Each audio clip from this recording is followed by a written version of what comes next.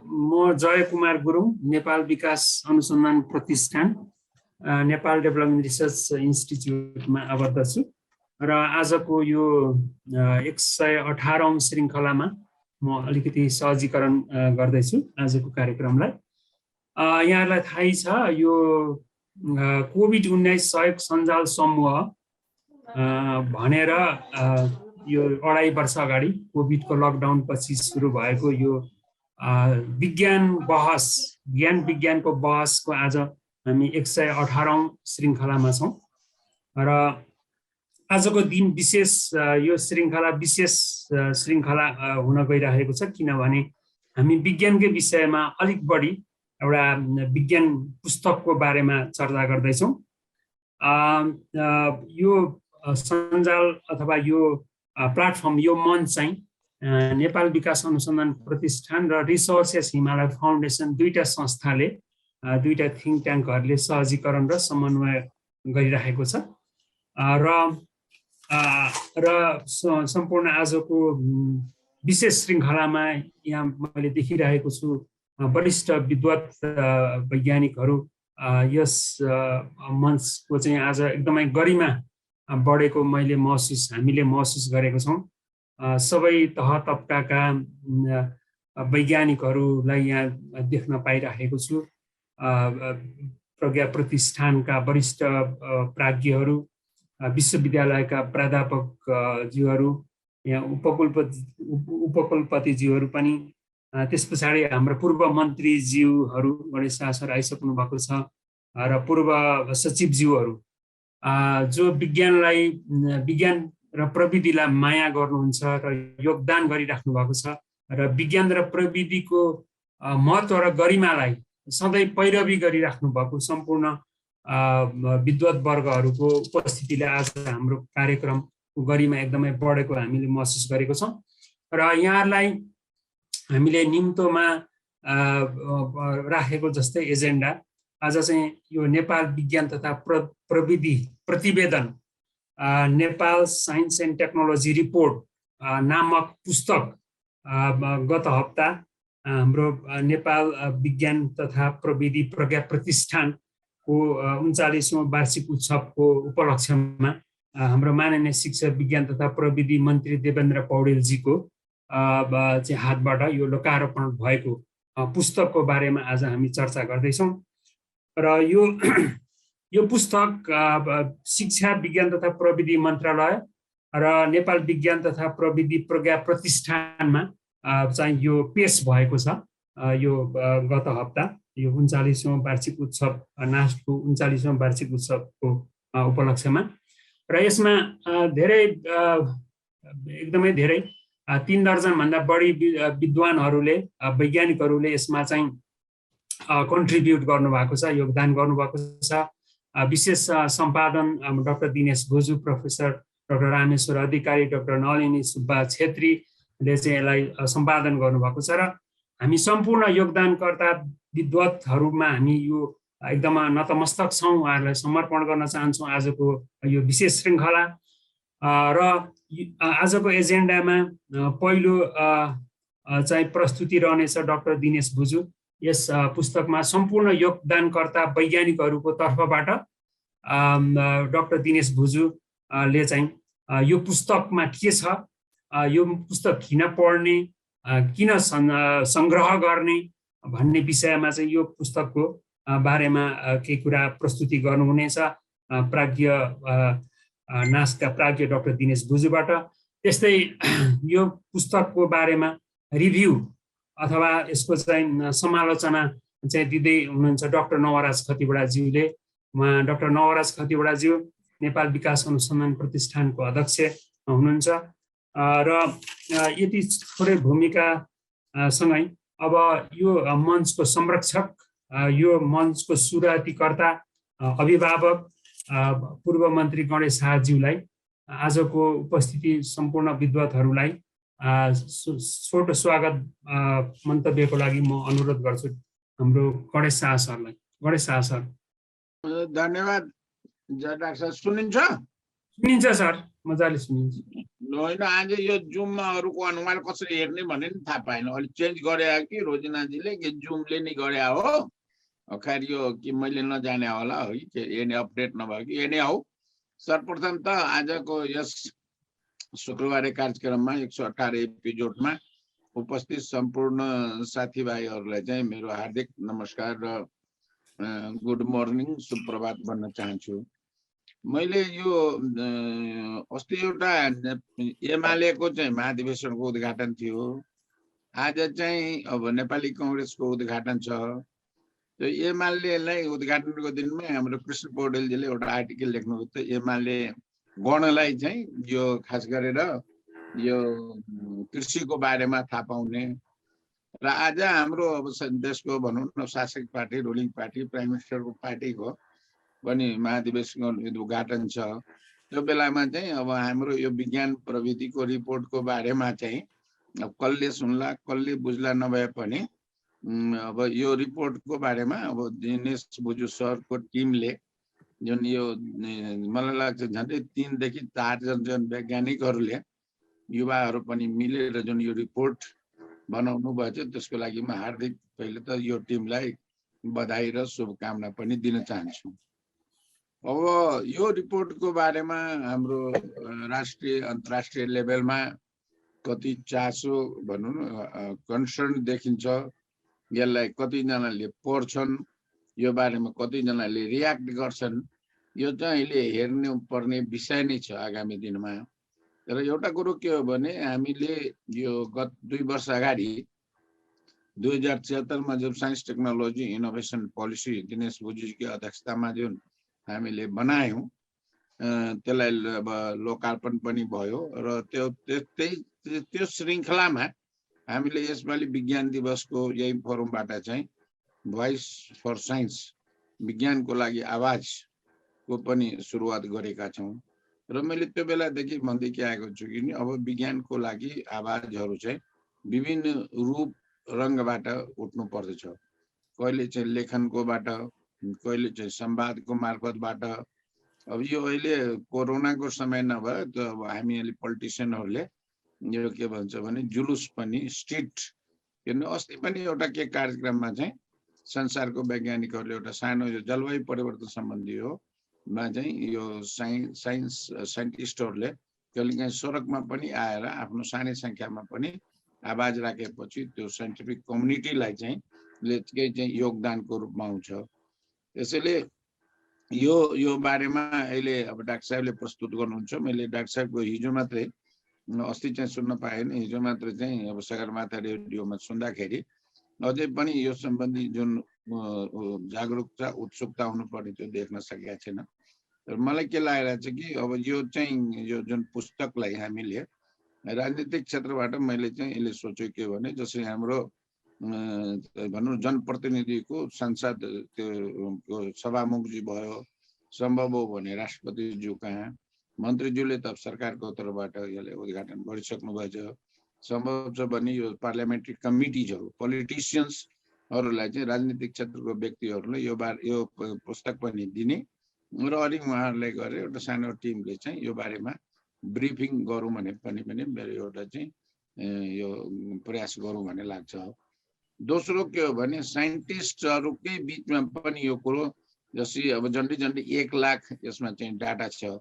अब 1 लाख मध्ये 100 जना 1000लाई पनि हामीले खास गरी यो प्रोफेसनल सोसाइटिजहरू जुन छ, चाहे त्यो इन्जिनियरको होस्, डक्टर्सको होस्, माइक्रोबायोलोजिस्टको होस्, बायोटेक्निसियनको होस्, जति छ त्यसमा चाहिँ डाक्टर साहबले राख्नुभएको छ कि जति यो प्रोफेसनल सोसाइटिजहरू छ त्यो सोसाइटिजहरूले पनि यो बारेमा चाहिँ अलिकता छलफल गरोस् कि यो प्रतिवेदनले के उजागर गरेको छ, कतातिर अगाडि बढ्ने।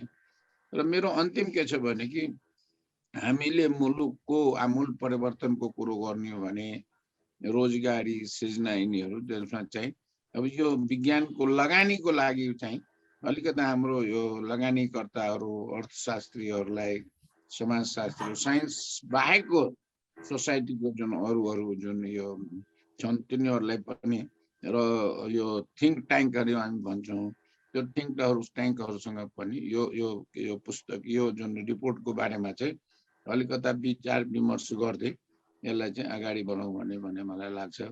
यति भनेर यहाँ अघि नै हाम्रो जय कुमार डाक्टर साहबले भनिहाल्नुभयो कि आज यो बैठकमा धेरै चाहिँ सिनियर्स व्यक्तिहरू हुन्छ, सचिवजीहरू हुनुहुन्छ, अब भनौँ भने प्राज्ञजीहरू हुनुहुन्छ।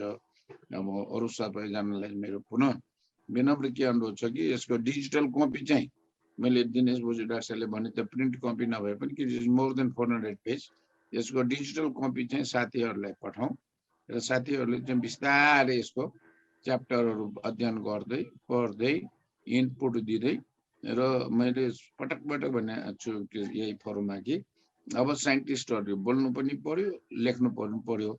त्यो काममा पनि अलिकति यो रिपोर्टको बारेमा चाहिँ बोल्ने र लेख्ने कामलाई पनि अगाडि बढाउँ। यति भन्दै पुनः सबैजनालाई स्वागत अभिवादन गर्दै जय गुरुङजीले कार्यक्रम अगाडि बढाउनु चाहिँ विनम्र अनुरोध गर्छु। ओभर टु यु जयजी। हस्, धेरै धेरै धन्यवाद पूर्व मन्त्री गणेश शाहज्यू, आजको अध्यक्ष। र मैले यहाँ देखिरहेको छु पूर्व मन्त्री दीपक ग्यावाली जो नासको प्राज्ञ पनि हुनुहुन्छ, त्यस्तै कल्पना धमाला पूर्व मन्त्रीज्यू पनि आउनुभएको छ। त्यस्तै थुप्रै अब यहाँ प्रोफेसर डाक्टरहरू प्राज्ञहरू जोडिनु भएको छ, उहाँहरूलाई पनि पुनः स्वागत। र पूर्व मन्त्रीज्यूहरू हाम्रो गणेश शाहज्यूले भन्नुभएको जस्तै विज्ञानको आवाज राजनीतिक वृत्तदेखि लिएर सर्वत्र यो चाहिँ यसमा चाहिँ पुर्याउने काममा चाहिँ मन्त्रीज्यूहरूबाट नै हामी अपेक्षा गर्छौँ। यति भन्दै अब म डाक्टर दिनेश बुजुज्यूलाई आफ्नो प्रस्तुतिको लागि अनुरोध गर्छु। डाक्टर दिनेश बुजु, प्राज्ञ नास्टको। हजुर डाक्टर दिनेश बुजु सर। नमस्कार, धन्यवाद डाक्टर जय गुरुङ सर र आजको कार्यक्रमको अध्यक्षता गरिराख्नुभएका श्रद्धेय पूर्व मन्त्री गणेश शाहज्यू। उहाँलाई त दोब्रे उत्तरा नभनिकन चित्तै बुझ्दैन, त्यही भएर मैले उहाँलाई दोब्रे उत्तरा भनेर सम्बोधन गरेँ, ग्रिटिङ्स गरेँ। र आज कार्यक्रममा पूर्व मन्त्रीजीहरू हुनुहुन्छ, अनि पूर्व सचिवजीहरू हुनुहुन्छ र थुप्रै मेरा सहकर्मी साथीहरू, नास्टका प्राज्ञजीहरू, विश्वविद्यालयका प्राध्यापकहरू र अनि युवा पुस्ताका वैज्ञानिकहरू पनि यहाँ हुनुहुन्छ। र वास्तवमा यो एनडिआरआई र रिसोर्सेस हिमालय आरएचएफको जुन प्लेटफर्म छ, यो मेरो आफ्नै आँगन हो। अनि आफ्नै आँगनमा नाच्न पाउँदा खुसी हुन्छ कि अब दुःख त भन्दिनँ, अब नर्भस हुन्छ भन्न चाहिँ गाह्रो हुँदो रहेछ। र करिब 10 वर्ष अगाडि एउटा गाना निकै पपुलर भएको थियो, अहिले त म त्यो राख्न भ्याउँदिनँ समय अभावले गर्दा। स्वेडिस गायिका हुनुहुन्थ्यो रोबिन भन्ने, डान्सिङ अन माई ओन भन्ने असाध्यै पपुलर भएको थियो। अब थाहा छैन, अब हाम्रो आजको यो कार्यक्रममा रामेश्वर सर अधिकारी सरलाई भनेको मैले हाम्रो कतिको पपुलर हुन्छ त थाहा भएन। डान्सिङ अन ओन भने जस्तै यो पनि डान्सिङ अन ओन जस्तो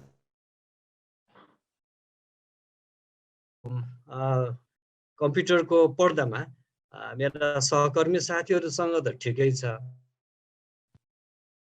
मलाई अब सहजै लाग्छ, युवा पुस्तासँग पनि सहजै लाग्छ।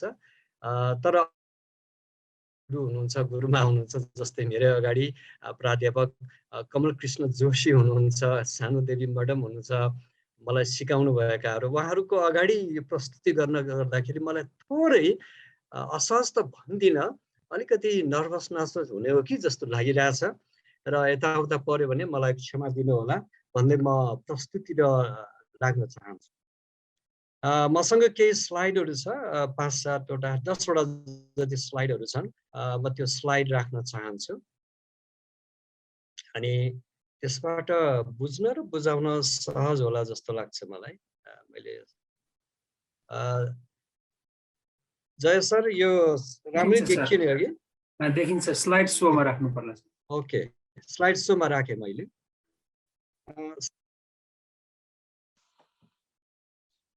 जय सर।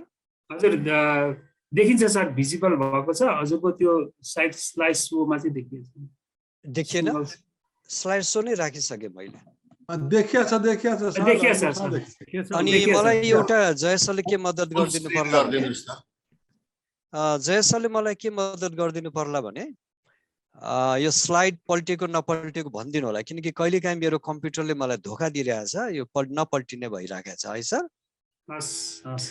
अलराइट, वन्स अगेन सबैजनालाई शुभ प्रभात र स्वागत। आज हामी new release Nepal science and technology report 2021 विषयमा सानो प्रस्तुति गर्दैछु र जसको पब्लिक भनेको सार्वजनिकरण अस्ति भर्खरै नास्टको जन्मदिन मङ्सिर 20 गते भएको थियो र त्यसै बेलाको फोटो हो। यहाँ तपाईले आफूहरूलाई पनि देख्न सक्नुहुनेछ र अरू थुप्रै अरू साथीहरू त्यसमा हुनुहुन्थ्यो। झन्डै 150 जति जनाको उपस्थिति थियो, भर्चुअलमा थियो र त्यति बेला यो भएको थियो। र थोरै म यो 2021 को NSTR भन्दछौँ हामीहरू, Nepal science and technology report, र यसको थोरै पृष्ठभूमिमा जान चाहन्छु कि सबैभन्दा पहिले यो प्रकारको प्रतिवेदन पुस्तकको रूपमा सन् 1982 मा निस्केको रहेछ नेपाल राजकीय प्रज्ञा प्रतिष्ठान कमलादीबाट। त्यतिखेर नेपाल विज्ञान तथा प्रविधि प्रज्ञा प्रतिष्ठान रोनास्ट त्यतिखेरको, र अहिलेको चाहिँ नेपाल नास्ट जन्मिसकेको थिएन। र त्यो राजकीय प्रज्ञा प्रतिष्ठानको रजत जयन्तीको अवसरमा निस्केको पुस्तक छ नेपालमा विज्ञानको विकास भन्ने, जसको सम्पादन हाम्रा श्रद्धेय डाक्टर तीर्थबहादुर श्रेष्ठले गर्नुभएको र त्यसमा 16 वटा आर्टिकलहरू छन्। विज्ञानका यावत विविध पक्षहरूमा असाध्यै राम्रा आर्टिकलहरू छन् ती, र जसले नेपालमा विज्ञान कसरी विकास भयो भन्ने कुरालाई त्यसले व्याख्या गरेको छ। र त्यसको लगत्तै 1 वर्षपछि 1983 मा रोनास्टबाट 23 वटा वर्किङ ग्रुपहरूबाट कन्सोलिडेटेड रिपोर्ट तयार भयो। यो गजबको प्रतिवेदन थियो वास्तवमा, जुन अहिले वेद विज्ञानदेखि लिएर अहिलेको मनोविज्ञानसम्मका त्यसमा ग्रुपहरू समूहहरू बनेका थिए त्यति बेलाका वैज्ञानिकहरू। यो सम्पूर्ण कामहरू उहाँहरूले अत्यन्तै लगनशील र भोलुन्टरीली गर्नुभएको भन्ने मैले सुनेको। र त्यसको लगत्तै 1999 मा रोनास्टै थियो त्यो बेला पनि, हामीले स्टेटस रिपोर्टहरू तयार पारौँ भन्नेतिर लाग्यौँ र त्यसमा म आफै अलिक क्रियाशील भएको थिएँ र डाक्टर दयानन्द बज्राचार्य त्यसको उपकुलपति हुनुहुन्थ्यो र धेरै त बनाउन सकेनौँ त्यति बेला। 7 वटा जति स्टेटस रिपोर्टहरू हामीले तयार पार्यौँ, बोटनीमा, फिजिक्समा, केमिस्ट्री आदि गरेर। र त्यसको 2 वर्षपछि 2001 मा दयानन्द सरले साइन्स एन्ड टेक्नोलोजी नेपाल भनेर पुस्तक एउटा निकाल्नुभयो र त्यो अर्को एउटा ल्यान्डमार्क थियो। र अनि सन् 2006 मा युनेस्को सहयोगमा दयानन्द सर, म आफै र अनि जीवराज पोखरेल, हामी 3 जनाद्वारा लिखित भन्दा पनि अब सम्पादित पुस्तक निस्क्यो युनेस्कोबाट, साइन्स रिसर्च एन्ड टेक्नोलोजी, त्यो निस्क्यो 2006 मा। र अनि 2010 मा नास्ट र त्यसबेला ministry of science and technology बनिसकेको थियो। यो दुईटा संस्थाको सहकार्यमा status of science and technology Nepal भनेर एउटा ठुलो रिपोर्ट चाहिँ निस्क्यो। र आज 10 वर्षपछि, 1 दशकपछि हामीले Nepal science and technology report निकालेका छौँ, जुन ministry of education, science, technology र नास्टमा सबमिट गरेका छौँ। यो 10 वर्ष किन लाग्यो त म त्यतातिर जान चाहिँ चाहन्न। अब कहाँ जाने त भने यो पुस्तकभित्रै म जान चाहन्छु। जय सर, यो अर्को पाना पल्टेको हो? छैन है? या दिस इज द प्रब्लम। म एकचोटि यसलाई स्टप गरेर फेरि आउँछु अनि हुन्छ। दिनेश सर, हजुरको स्लाइड सो पनि भएको छैन। स्लाइड त स्लाइड सो पहिलो पेज त भयो नि त। ओके, अहिले सेकेन्ड आएको हो सरहरू, म्याडमहरू? ओके, ल, जनरल ब्याकग्राउन्ड आयो, च्याप्टर 1 भन्ने आयो। Thank you sir, thank you sir. यो चाहिँ जम्मा 6 वटा च्याप्टरहरू छन् र यो 6 वटा च्याप्टरमा पहिलो च्याप्टर जनरल ब्याकग्राउन्ड हो। मैले यसमा जनरल ब्याकग्राउन्डमा कसले यो योगदान दियो भन्न लेखेको होइन, यसमा पहेँलो लगाएको छु, एकचोटि यहाँहरूले हेरिदिनु होला। Nepal is a medium size country. हामीले यो न्यारेटिभ परिवर्तन गर्ने कोसिस गरेका छौँ। हामी मध्ये धेरैजना जन्मिनु अगाडिको एउटा निबन्ध छ देवकोटाजीको, लक्ष्मीप्रसाद देवकोटाको, कि नेपाल सानो छ भन्ने। हामी त्यो न्यारेटिभ परिवर्तन गर्न चाहन्छौँ आज झन्डै 70 वर्षपछि। हिसाबले हामी 48औंमा रहेछौँ। तैपनि जतिखेर पनि Nepal is a small country हामी किन भन्छौँ त? हामी त्यो न्यारेटिभ परिवर्तन गर्न चाहन्छौँ। दोस्रो, हामी जतिखेर पनि सेन्टेन्समा लेख्छौँ Nepal is rich in biodiversity. No, Nepal बायोडाइभर्सिटीमा रिच छैन। दोस्रो, हामी के भन्छौँ नेपाल संसारमै सबैभन्दा जलविद्युतमा धनी भन्छौँ, त्यो पनि होइन, हामीहरू गलत कुरा हो त्यो। सही कुरा यहाँ छ, मैले some superlative items of Nepal to the world भनेर लेखेको छु। सही कुरा यहाँ छ, संसारमै सबैभन्दा उँचो भागमा धान रोप्ने हामी हौँ कर्णालीमा 3000 मिटरमा। संसारमा सबैभन्दा उँचो भागमा बार्ली जौ रोप्ने हामी हौँ 4350 मिटरमा। संसारमा सबैभन्दा माथि बकव्हिट रोप्ने हामी हौँ 3930 मा 4700 मिटरमा। टार्ना खुम्बु मैले त्यो खाएर पनि आएको छु। र संसारको ठुलो लार्जेस्ट बी नेपालमा छ, हनी बी, भिरपरामा पाइने एपिस ल्याबोरिसा। संसारमा सबैभन्दा ठुलो जायन्ट अटलास मथ छ, त्यो नेपालमै छ। र संसारमा सबैभन्दा उँचो भागबाट उडेर आउने चराचुरुङ्गी बारी हेडेड गुज पनि नेपालमा पाइन्छ। र संसारमा सबैभन्दा अग्लो चरा सारस क्रेन पनि नेपालमै पाइन्छ। यो हो नेपालको परिचय, न कि Nepal is the rich in biodiversity. र धेरैले हामीले बिर्सने कुरा नेपालको माइन्स र मिनरल्स हो, जुन कुरा हामीले यो पहिलो च्याप्टरमा राखेका छौँ, अङ्क समेत राखेका छौँ। र अनि त्यसपछि यो पुस्तकमा 125 वटा तालिकाहरू छन्, टेबलहरू छन्, अङ्कहरू छन्, र केही 28 वटा फिगरहरू छन्, 4 वटा एनेक्सहरू छ। त्यो विषयमा पछि कुरा गर्छु। त्यसमा मैले एउटै मात्र फिगर यहाँ चर्चा गर्न खोजेको छु, त्यो हो figure 1.2, demand and supply situation of labour migration from Nepal. यो प्रविधिसँग सम्बन्धित छ, विज्ञानसँग सम्बन्धित छ। यसमा दुईटा चित्रहरू छन्, पाइ चार्ट। माथिल्लो डिमान्ड हो, पछिल्लो सप्लाई हो। म अन्त यहाँहरूको ध्यान आकर्षण गर्न चाहँदैन, त्यो निलोमा गर्न चाहन्छु जहाँ 26% छ। 26% अनस्किल डिमान्ड हो बाह्य देशहरूबाट नेपालमा। तर हाम्रो सप्लाई कति छ? 26 को दुगुना 51% छ। अनि त्यसपछि यो सुन्तला रङ्गमा छ 35%, सेमी स्किल्ड हो, डिमान्ड 35% छ, हाम्रो सप्लाई 26% छ। यसकारण अचम्म नमान्नु होला, नेपालले कमसेकम पनि अहिले रेकर्ड अन रेकर्डर 45 लाख युवाहरू विदेशमा कार्यरत छन्। यति नै बेला क्युबाबाट 35,000, याद गर्नुहोस् है संख्या, नेपालबाट 35 लाख युवा युवतीहरू विदेशमा कार्यरत छन्। क्युबाबाट 35,000 डाक्टरहरू विदेशमा कार्यरत छन्। तर उनीहरूले देशमा भित्र्याउने जुन रेमिट्यान्स हो बराबर छ। किन भयो होला? मैले यो कुरा यहीँ रोकेँ। अब अन्तमा मैले यसमा रेफरेन्सहरू भनेर राखेको छु। रेफरेन्सहरू थुप्रै छ, यो पहिलो च्याप्टरको मात्र 22 वटा हो।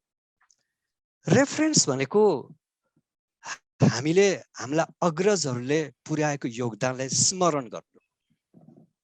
न्युटनले भने जस्तै स्ट्यान्डिङ अन द जायन्ट्स भनेर भन्छ, आजभन्दा 300 वर्ष अगाडि। हाम्रो यो रिपोर्ट पनि स्ट्यान्डिङ अन जायन्ट हो। त्यो जायन्टहरू जस्तो मैले यहाँ 2-4 जनाको नाउँ राखेका छु। छविलाल गजुरेल, जो अहिले 80 वर्ष नागिसक्नु भएको छ। करुणाकर वैद्य, जो बितिसक्नु भएको छ। गजबको किताब लेख्नु भएको छ, नेपालका परम्परागत प्रविधि भनेर। यहाँहरूमध्ये धेरैले पढ्नु भएको होला, नपढेको भए एकचोटि पढ्नुहोस् भन्छु। अर्को जायन्ट मोहन विक्रम गेवाली, जो बितिसक्नु भएको छ। उहाँको पुस्तक हामीले उद्धरण गरेका छौँ। अर्को जायन्ट 103 वर्ष हुनु भएको छ अहिले, सत्यमोहन जोशी। यहाँहरूलाई लाग्ला विज्ञान कसरी जोडियो, विज्ञान जोडिएको छ उहाँसँग। अर्को जायन्ट हुनुहुन्छ इन्डिजिनस नलेज प्लान्टमा नारायण प्रसाद मानन्दर। थोरैले सुनेको होला युवा पुस्तामा, गजबको किताब छ उहाँको, plants and people of Nepal भनेर। अर्को जायन्ट बितिसक्नु भएको छ CK Sharma, Chandrakant Sharma, a treatise on water resources of Nepal लेख्ने। र अनि अर्को जायन्ट फिगर हुनुहुन्छ सुरेश शाह शर्मा, जसले 1981 मा यो पुस्तकको science and technical education Nepal भने उही जमानामा लेख्नु भएको छ। र अनि अर्को जायन्ट जो अहिले यहाँ सायद आउनु भएको होला, doctor Tirthabahadur Shrestha, Nepal country report of biological diversity भनेर। यसकारण रेफरेन्समा समेत हामीहरू साह्रै चुजी भएका छौँ। यो विद्वत वर्गमा मैले यो कुराहरू राखेँ। मैले अर्को स्लाइड पल्टाएँ, देखिन भने मलाई कृपया सजग गराइदिनु होला। च्याप्टर 2 मा म गएँ। च्याप्टर 2 छ development and science technology and innovation भन्ने छ, एसटिआई। यसमा 4 वटा सब च्याप्टरहरू छन्। Introduction and overview, STI and economic prosperity, STI for achieving sustainable development goals, अनि S&T in development plans भन्ने छ। र यो च्याप्टरको लिड गर्नु भएको छ पूर्व उपाध्यक्ष नेशनल प्लानिङ कमिसनका दिनेश चन्द्र देवकोटाज्यूले। यसमा म अरू व्याख्या गर्न चाहन्छु, यो फिगर मात्र व्याख्या गर्न चाहन्छु कि हामीले मिस गरेको एउटा स्टेप इकोनोमिक प्रस्पेरिटीमा साइन्स टेक्नोलोजी इनोभेसनलाई समावेश गरेन। नेपालको प्लानिङमा वैज्ञानिकहरू प्राविधिकहरू जहिले पनि अछुतो रह्यो, घेराभन्दा बाहिर राखियो। म यो चित्र राख्दैछु, सरी उहाँको नाम यहाँनिर बोल्टको हो यो, सरी है, यो म यसको पछाडि परेछ त्यो रेफरेन्स। बोल्ट भन्ने एकजना हुनुहुन्छ इकोनोमिक हिस्टोरियन हो उहाँ, मैले उहाँको किताबबाट निकालेको यो सन् 1 देखि सन् 2000 सम्मको इकोनोमिक प्रस्पेरिटीको ग्राफ हो। यसलाई हामी हकी स्टिक ग्राफ भन्छौँ। र यसको लेफ्टमा वाइ एक्सिसमा इन्टरनेसनल यो 1990 को US डलर छ जुन 6000 मा पुगेको छ। र अनि अर्कोतिर एड छ एक्स एक्सिसमा। हेर्नु होला सन् 1800 देखि त्यो इकोनोमिक प्रस्पेरिटी हकी स्टिक जस्तो माथि उठेको छ। सन् 2000 मा त्यो 6 पुगेको छ, 6000 डलर पुगेको छ। सन् 1800 सम्म त्यो 500-600 डलरको हाराहारीमा क्रलिङ भइराखेको थियो। झन्डै झन्डै 1800 वर्षसम्म 500-600 GDP हुने हामी मानव जातिको यतिखेर अहिले त 12,000 डलर पुगेको छ। How is this possible? त्यो 1800 बाट हो। त्यो 1800 भनेको याद गरिदिनु होला, टेक्नोलोजिकल साइन्टिफिक रिभोल्युसन पछि हो। त्यो विज्ञानले ल्याएको परिवर्तन हो यो इकोनोमिक प्रस्पेरिटी, अरूले होइन। यसको पछाडि वैज्ञानिकहरू छन्, प्राविधिकहरू छन्, अर्थशास्त्री होइन। अर्थशास्त्रीले त क्याल्कुलेट मात्रै गर्ने हो। यही हिसाबले सस्टेनेबल डेभलपमेन्ट गोलमा साइन्टिस्टहरूको के रोल छ भनेर हामीले यो सब च्याप्टर 2.3 मा राखेका छौँ। जस्तै technological dimension of SDGs, scientist perspective on SDGs, scientist and crucial emerging technology for SDGs भनेर राखेका छौँ। र साथै नेपालले के लेसन लर्न गर्यो पनि राखेका छौँ। र अन्तमा नेपालकै डेभलपमेन्ट प्लानमा विज्ञान र प्रविधि कहाँनिर छ पनि हामी राख्ने कोसिस गरेका छौँ। अब म च्याप्टर अर्कोमा गएँ, च्याप्टर 3 देखिएन पनि कृपया भनिदिनु होला है। अघि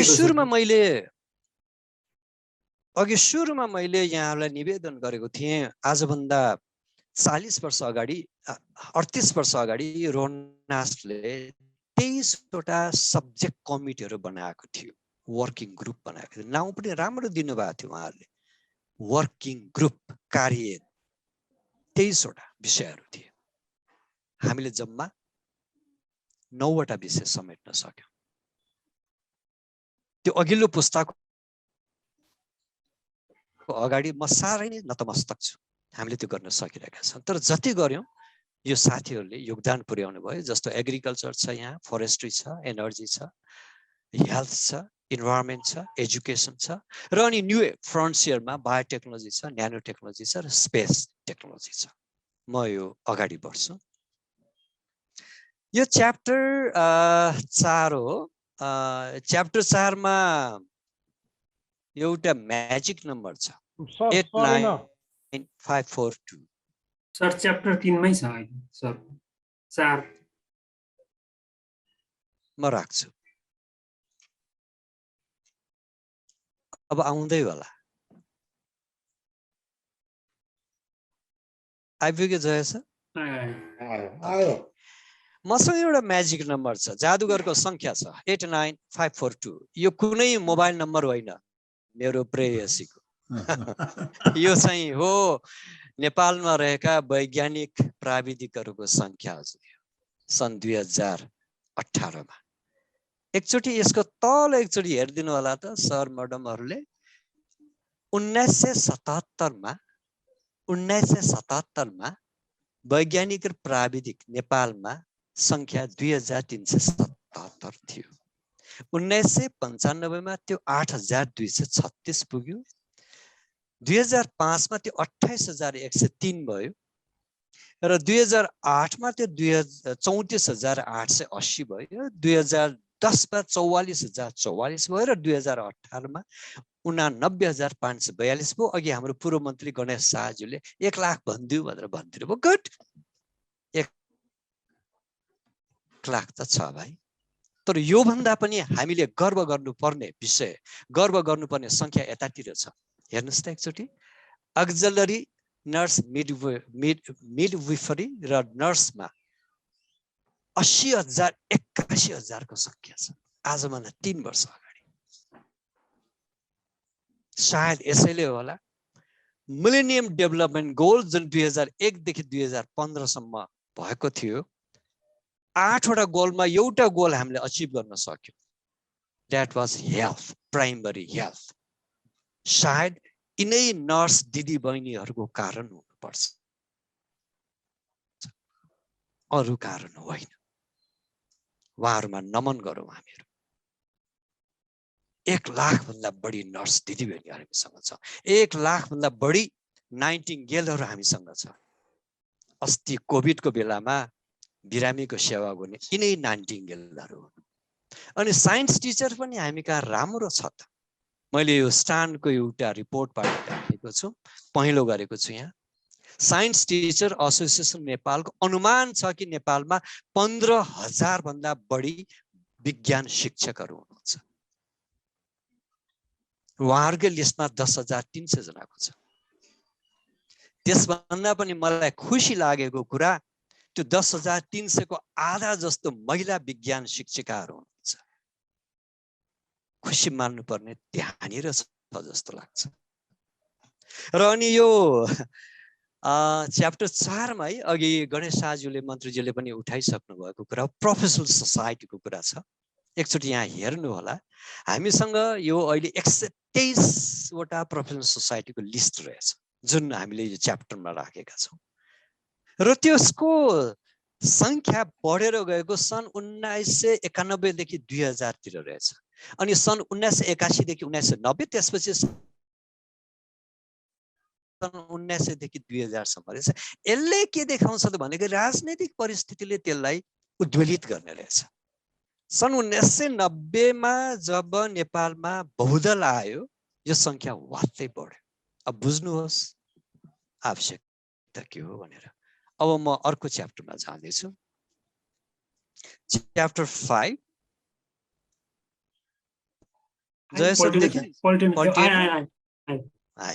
ओला ओला भन्छ नेपालीमा। आयो होला है। यो चाहिँ च्याप्टर 5 हो, इन्भेस्टमेन्ट एन्ड आउटपुट इन्डिकेटर्स। धेरैले यसमा चासो देखाउँछ र यसको लिड अथर सोन प्रसाद शाह हुनुहुन्छ। उहाँले जेएनयूबाट यही विषयमा पिएचडी गर्नुभएको छ। यसमा एउटा फिगर छ, यो फिगर उहाँको पिएचडीकै थेसिसको फिगर हो यो। Gross domestic expenditure on research and development GERD Nepal हेरिदिनु होला। सन् 2000 देखि सन् 2011 सम्म हामी आनन्द मस्तारामले 0.35 मा हिँडिरहेका छौँ। घटेकोमा पनि चिन्ता छैन, बढेकोमा झन् चिन्ता छैन, मस्तराम छौँ हामीहरू 0.35 मा। We are crawling. What do you mean by 0.35%?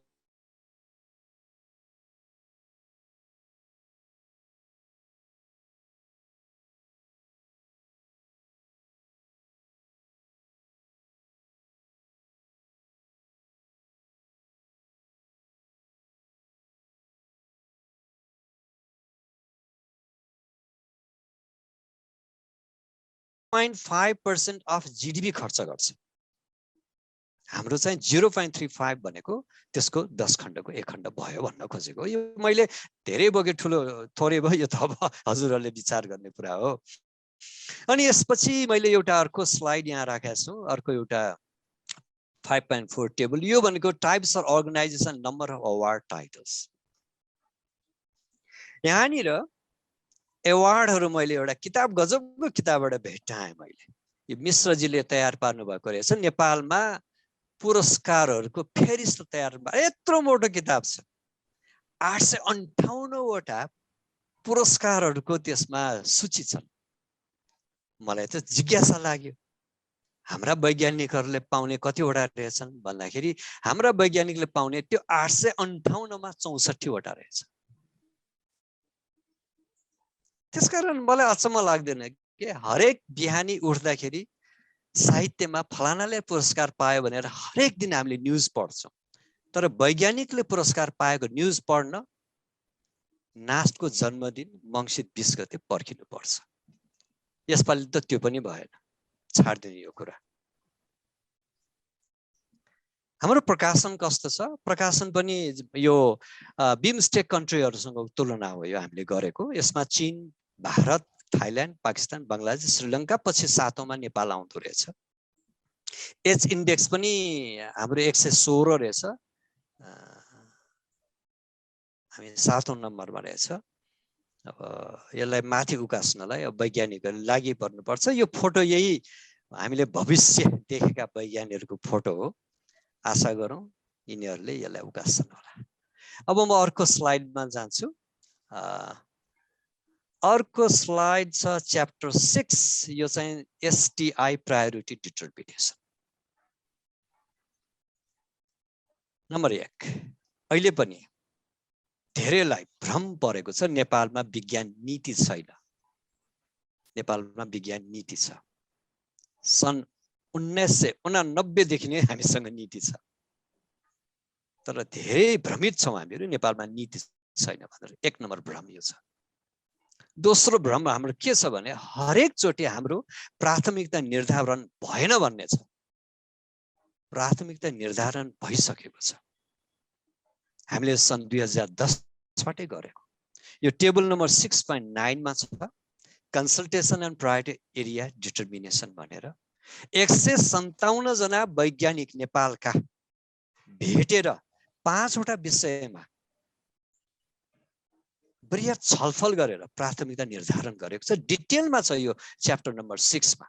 1 मा बायोटेक्नोलोजी एप्लिकेसन बायोसेफ्टीमा छ, दोस्रो बायोडाइभर्सिटी असेसमेन्ट एन्ड युटिलाइजेसनमा छ, तेस्रो इन्फर्मेसन एन्ड कम्युनिकेसन टेक्नोलोजीमा छ, चौथो साइन्स एजुकेसन पपुलराइजेसन र 5 एनर्जी एन्ड क्लाइमेट स्टडी। डिटेलमा छ यो, र यो डिटेलको समरी हामीले च्याप्टर 6 मा राखेका छौँ। फेरि हामीले 2017 मा प्रायोरिटी डिटर्मिनेसनमा 7 वटा प्रदेशहरूमा हामीले बैठकहरू आयोजना गर्यौं। 100 वैज्ञानिकहरू भेला गर्यौं हामीले। प्रत्येक प्रोभिन्समा 150 जति वैज्ञानिक जम्मा भएका थिए। भन्नाले 1000 भन्दा बढी वैज्ञानिकहरूसँग हामीले छलफल गर्यौं। त्यसको लिड गर्नुभएको थियो पूर्व सचिव त्यति बेलाका विज्ञान मन्त्रालयमा डाक्टर सञ्जय शर्माज्यूले। यो च्याप्टर 6 उहाँकै लिडरसिपमा छापिएको छ। यसकारण जस्तो यहाँ प्रोभिन्स 1 का वैज्ञानिकहरूले प्रायोरिटी केमा राख्यो त भन्दाखेरि एग्रिकल्चर, एनिमल हस्बेन्डरी, एजुकेसन र रिसर्चमा। 2 ले एग्रिकल्चर, फिसरिज र एग्रो बेस्ड इन्डस्ट्रीमा। प्रोभिन्स 4 ले tourism, services, hospitality management, business and न्यानो टेक्नोलोजी के अरे नन एग्रो इन्डस्ट्रीमा राखेको छ। 5 र 6 माइक्रो एन्ड स्मल एग्रोमा, फरेस्ट र बायोडाइभर्सिटीमा, र 7 मा इको टुरिज्म र हेल्थ एन्ड मेडिसिनल इन्डस्ट्रीमा छ। प्रश्न उठाउनु होला 3 ले केमा गर्यो त बागमतीले? त्यसको लागि छुट्टै छ। यहाँ अहिले उपस्थित हुनुहुन्छ श्रद्धेय प्राज्ञजी हुनुहुन्छ, पूर्व मन्त्री दीपक ग्यावाली। उहाँले यति 4 पेजको लेखेर दिनुभएको छ हामीलाई। हरेक प्रोभिन्समा त्यो प्रायोरिटी सेक्टरको डिटरमाइन भएको छ। तै पनि हाम्रो सिंहदरबार घुमिराखेको छ प्रायोरिटी डिटर्मिनेसन भएन भनेर। च्याप्टर 6 मा हामीले लेखेका छौं। र अनि एउटा फिगर यहाँनिर छ, यो परेटो चार्ट हो। यो Pareto chart for failure of STI based on response by 247 professionals भनेर भनेका छौं। र यसको सारांश यहाँ लेखेका छौं। पहिलोमा लेखिएको छ, मैले पढेर सुनाऊ सानो अक्षर भएकोले। Most of the respondents believed that it was the funding which the biggest constraint to the success of STI policies Nepal. ढेबाकै कुरा रहेछ। ढेबा नभएर हामी पछाडी परेको भनेर 1 नम्बरमा आएको छ। अब वैज्ञानिक समुदायको आवाज हो। त्यही भएर अघि हाम्रो सुरुमा पनि हामीले भन्यौं कम से कम पनि 1% जीडीपी को R&D मा खर्च गरौँ भनेर, जुन कुरा नेपालको साइन्स पोलिसीमा पनि लेखेको छ। अब म अगाडि बढौं। यो अन्तिम हो स्लाइड। मैले 20 मिनेट जति समय लाग्ला भनेको अलि बढी नै लिएछु, माफ गर्नु होला। म आफै बगेछु। अघि भने जस्तै रोबिनको गाना जस्तै डान्सिङ अन माई ओन भएछ। लास्टमा च्याप्टर एनेक्सहरु छन्, च्याप्टर 3 का, च्याप्टर 4 का, च्याप्टर 6 का, र इन्डेक्सहरु छन्। यसमा सब्जेक्ट इन्डेक्स हामीले राखेका छौं। र अनि एब्रिभिएसनहरु पनि छ, लास्टमै राख्यौं हामीले। कन्ट्रिब्युटरहरुको नाम छ 35 जनाको। त्यसमा मैले यसमा यहाँहरुको समक्ष ध्यानाकर्षण गर्न खोजेको यो list of some scientific equipments procured at various institution in Nepal. Ramsar यो देखिन्छ नि अधिकारी सर? देखिन्छ सर। फोटो छ। ओके। देखिन्छ सर। के भयो भने सन् 2000 को मार्चबाट लकडाउन सुरु भयो र हाहाकार भयो। देखिँदैन कोरोना भाइरस, पछाडि आयो अगाडि आयो, छेक्नु पर्यो, पीपीई चाहिन्छ भन्यो, पर्सनल प्रोटेक्टिभ इक्विपमेन्ट बनाउनु पर्यो। हाम्रो महावीर पुन दाइले बनाउन थाल्नु भयो। यो मेरो छोरीले लगाएको हो यो पीपीई। अनि यो मेरो साथी हो, इन्जिनियर हो, सुरज। एकातिर पीपीई बनायो, अर्कोतिर मास्क लगायो। डाक्टरहरु मान्दैन त लगाउन, क्या फसाद। डाक्टर साहबहरु मान्नु भएन त लगाउन। हाम्रो प्राध्यापक रामेश्वर अधिकारी सरलाई साह्रै चिन्ता भयो। यत्रो दुःख गरेर बनायो हामीले, लगाइदिएन। कारण के त भन्दा कारण जेन्युइन थियो, जायज थियो डाक्टरहरुको कारण। उहाँहरुको भनाइ के थियो भने पीपीईबाट त्यो कोरोना भाइरस छिर्नु भएन नि त, तपाईले टेस्ट गर्नु भएको छ भन्नुभयो। Which was a valid scientific question. अनि हात उठाउनु भयो, म यो प्रमाणित गरेर छाड्छु भनेर रामेश्वर सरले, जो यो रिपोर्टको पनि टिम मेम्बर हुनुहुन्छ। अब त्यो माइक्रोस्कोपले त भएन, त्यसको लागि चाहियो इलेक्ट्रोन माइक्रोस्कोप। कहाँ छ त? हामी कसैलाई थाहा छैन, किनकि बसँग यो इक्विपमेन्ट छ भनेर कसैले भन्दैन। रामेश्वर सरले पत्ता लगाउनु भयो, नार्कमा रहेछ त्यो। त्यसको स्टोरी छुट्टै छ। त्यो कसरी उहाँले त्यो एक्सेस पाउनु भयो। फोटो यहाँ छ, यहाँ रामेश्वर सर हुनुहुन्छ। त्यो बेला उहाँ चाहिँ साधु सन्त जस्तो भएर दाढी पाल्नु भएकोले नचिनेको हो। यो चाहिँ नार्कका वैज्ञानिकहरू हुनुहुन्छ। र यो JSM IT100 इन्टस्कोप यो जापानिज हो, यो स्क्यानिङ इलेक्ट्रोन माइक्रोस्कोप हो। यसबाट जाँचिसकेपछि उहाँले प्रमाणित गर्नुभयो कि यसबाट भाइरस छिर्दैन। उहाँले यो वैज्ञानिक जर्नलमा पनि छाप्नुभयो। त्यसपछि हामी यो राष्ट्रिय आविष्कार केन्द्रले बनाएको पीपीई चाहिँ सबैले लाउन थाल्यो। हस् त, अब यो कन्ट्रिब्युटरहरूको नामावली हो। हामी 35 जना छौँ। अनि मैले यो वास्तवमा छानेर राखेको भन्दा पनि अब जसले सहयोग गर्छु भनेर भोलिन्टियरी आउनुभयो उहाँहरूको नामावली हो, उहाँहरूलाई हामीले रिक्वेस्ट गरेका हौँ, उहाँहरू बस्नुभएको। पछि मैले एज ग्रुप एकचोटि गएँ कि यो 20 जनामा एज ग्रुप एकचोटि हेर्दाखेरि बिलो 35 8 जना रहेछ। इन्ट्रेस्टिङ है यो नवराज सर, मैले खतिवडा सरले भनेको यो उहाँलाई यस्तो मनपर्छ कि। अनि 35 देखि 60 वर्षको चाहिँ 11 जना रहेछ, अनि 60 वर्ष दागेकाहरू 6 जना रहेछ। What does it mean? यसले राम्रो कुराको संकेत गरेको छ कि यो 6 जनाले लिड गर्यो, 11 जनाले त्यसलाई अगाडि बढायो, 8 जना त्यसको पछि पछि आउँदैछ। अब सायद अर्को 5 वर्षपछि भोलि निस्कन्छ यस्तो रिपोर्ट, त्यतिखेर 11 जनाहरू माथि जानेछन्, 8 जनाहरू डबल हुनेछ र त्यो 8 जनाको ठाउँमा अरू नयाँहरू आउनेछन् भन्ने एउटा हाम्रो आशा हो। यसमा थोरै मैले भन्नुपर्ने कुरा फिमेलको पार्टिसिपेसन 23% मात्र रहेछ। संविधानले त मलाई कारबाही गर्दा हुने भयो है रामेश्वर सर हामीलाई, किनकि 33% पुर्याउनु पर्थ्यो, पुगेन। म कारबाही भोग्न तयार छु। धन्यवाद, मेरो प्रस्तुति यति नै हो। हस्, धेरै धेरै धन्यवाद डाक्टर दिनेश भुजू सरलाई। एकदमै रमाइलो, एकदमै राम्रोसँग सरले चाहिँ यो सुनौ लाग्ने गरी सरले चाहिँ प्रस्तुति गर्नुभयो। फेरि यो योगदानकर्ता वैज्ञानिकहरू, युवा वैज्ञानिकहरू विशेष उहाँहरूप्रति हामी समर्पित छौँ, नतमस्तक छौँ। र डाक्टर दिनेश भुजूले भन्नुभएको जस्तो अब म चाहिँ यदि निर्णय गर्न ठाउँमा भएको भए म 1% GDP-मा अहिले निर्णय गर्थेँ होला जस्तो लाग्ने किसिमले सरले प्रस्तुति गर्नुभयो। अब म डाक्टर नवराज खतिवडाजीको प्रस्तुतिको लागि अनुरोध गर्छु। डाक्टर खतिवडा सरले चाहिँ 10 मिनटमा सकिदिनु होला। डाक्टर खतिवडा। हस्, यहाँहरू सबैलाई नमस्कार। र हाम्रो आदरणीय डाक्टर दिनेश राज भुजू सरले नवराज सर तपाईँलाई युवा मनपर्छ भन्नुभयो। त्यसमा अलिकति म थप्न चाहन्छु, मलाई राजनेता चाहिँ बुढो मनपर्छ र वैज्ञानिक चाहिँ युवा मनपर्छ। त्यो भएको हुनाले हाम्रो गणेश शाह सरलाई मैले खुसी पार्नुपर्ने छ। धेरै पूर्व मन्त्रीज्यूहरू यहाँ आउनुभएको छ। त्यो भएको हुनाले मैले यसो भने र अब म अगाडि बढ्न चाहन्छु। यो नेपालको विज्ञान तथा प्रविधि रूपरेखा भनेर छोटो समीक्षा म गर्दैछु र अहिले म यहाँले देखिरहनु भएको छ, म नेपाल विकास अनुसन्धान प्रतिष्ठानको यो हाम्रो सभाकक्षबाट म बोलिरहेको छु। र यो चाहिँ यहाँबाट म यहाँलाई एउटा निवेदन पनि गरौँ, हरेक आइतबार 2 बजेदेखि 3 बजेसम्म हामी यो सरकारी विद्यालयका विद्यार्थीहरूको क्लास पनि लिन्छौँ। यहाँ खास गरी कम्प्युटर विज्ञानमा हामी यहाँबाट भर्चुअल प्लेटफर्मबाट विद्यार्थीहरूलाई सिधै पढाउँछौँ। अब म अगाडि बढ्न चाहन्छु। अर्को स्लाइड जानुहोस्। ओके, सरी, र यो मैले रिभ्यू गरेको कुरा मैले यहाँलाई देखाएको छु स्लाइडमा। र यो चाहिँ एउटा म यहाँलाई निवेदन गरिहालौँ, यो मैले जति पनि कुरा राखेको छु यो नेपाल विकास अनुसन्धान प्रतिष्ठानको आधिकारिक धारणा नभएर मेरो व्यक्तिगत विचार हो। त्यो भएको हुनाले यसमा केही कमी कमजोरी भयो भने त्यो चाहिँ यहाँले मलाई यो फर्काइदिनु होला अथवा मलाई बताइदिनु होला।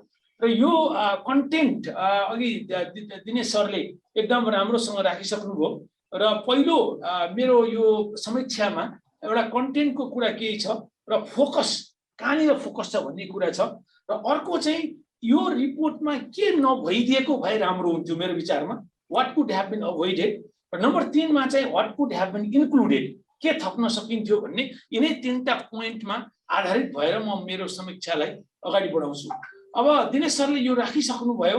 च्याप्टर 1 मा यो चाहिँ अलिकति हाम्रो पृष्ठभूमिबाट सुरु भएर नेपालको जनसङ्ख्या, हाम्रो साधन र स्रोत, अर्थतन्त्र, विज्ञान प्रविधि र यसको महत्त्वपूर्ण पक्ष यहाँ चाहिँ history of science and technology, हाम्रो चाहिँ आदरणीय जीवराज पोखरेल सरको योगदान छ यसमा। त्यो भएको हुनाले यो चाहिँ हाम्रो पृथ्वीनारायण शाहको पालाभन्दा पनि अगाडिदेखिको विज्ञान र प्रविधिमा के रह्यो त हाम्रोमा भन्ने कुरा चाहिँ यसमा छ।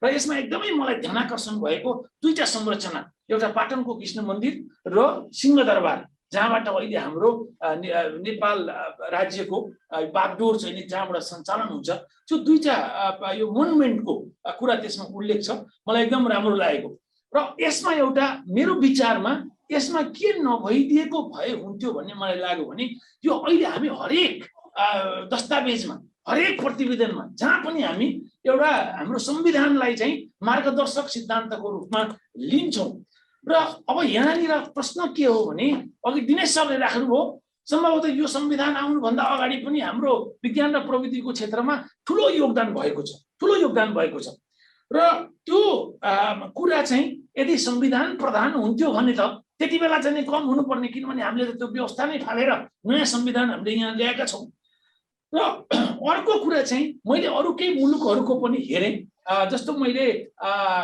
भारतको हेरेँ र यो